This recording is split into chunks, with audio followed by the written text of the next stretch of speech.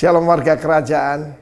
Pada waktu saya merekam apa yang saya sampaikan ini, saya menjelang usia 69 tahun. Di dalam Amsal 22 ayat 6 yang merupakan pokok pembicaraan kita hari-hari ini, how to empower and to encourage keturunan dan anak-anak kita. Maka Rabbi Hasdai, seorang rabi dari Israel, dia mengatakan begini, anak sampai usia 5 tahun itu is your boss, ya kan? Hidup kita diatur kalau anak kecil. Tapi usia 5 sampai 10, balita sampai 10, maka dia sangat penurut. Dia akan jadi hambamu. Tapi usia 10 sampai 15, dia kembaranmu. Sebab dia cuma meniru apa yang kita lakukan. Kalau kita berdusta, dia akan berdusta. Kita munafik, dia juga munafik. Tapi usia 15 dan selanjutnya bisa jadi sahabat atau bisa jadi musuh. Tergantung bagaimana kamu mendidiknya sampai usia 15 itu.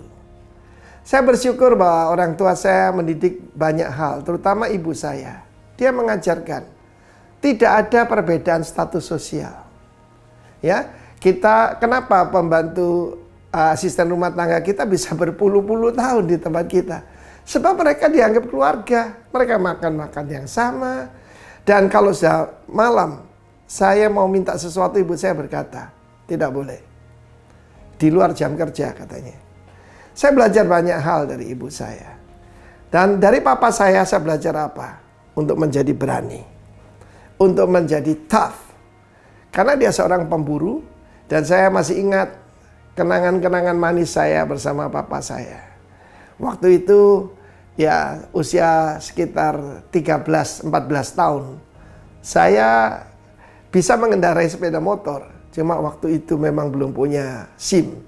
SIM D waktu itu ya, kalau di bawah 50 cc. Dan kalau papa saya akan berburu di daerah Pacet, saya akan naik motor itu, saya didudukkan di depan. Dan saya boleh pegang kemudi itu selama jalannya lurus dan kosong.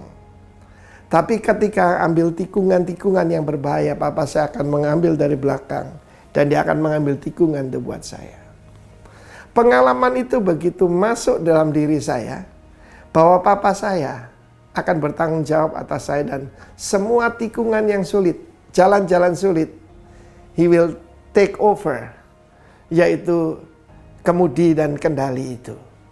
Karena itu, didiklah anakmu menurut jalan yang patut, jalan yang ditunjukkan oleh Tuhan. Dan perkataan disiplin sekali lagi tidak terlalu menyenangkan buat anak-anak. Kita tahu bagaimana saat kritis saya belajar. Saat-saat kritis adalah usia 10-12. Pra remaja.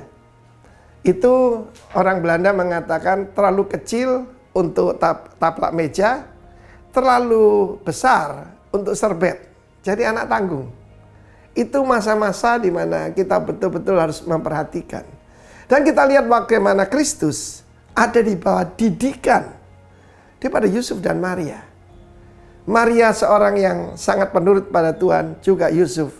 Dan kedua-duanya takut akan Tuhan, dan berbahagialah kalian kalau punya orang tua semacam itu. Dan pada para orang tua, didiklah anakmu menurut jalan yang patut baginya.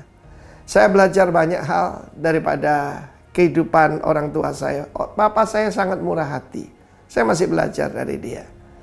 Dan saya percaya apa yang dilakukan orang tua akan ditiru anak-anak. Karena itu, jadilah a very good example. God bless you, warga kerajaan. Amin.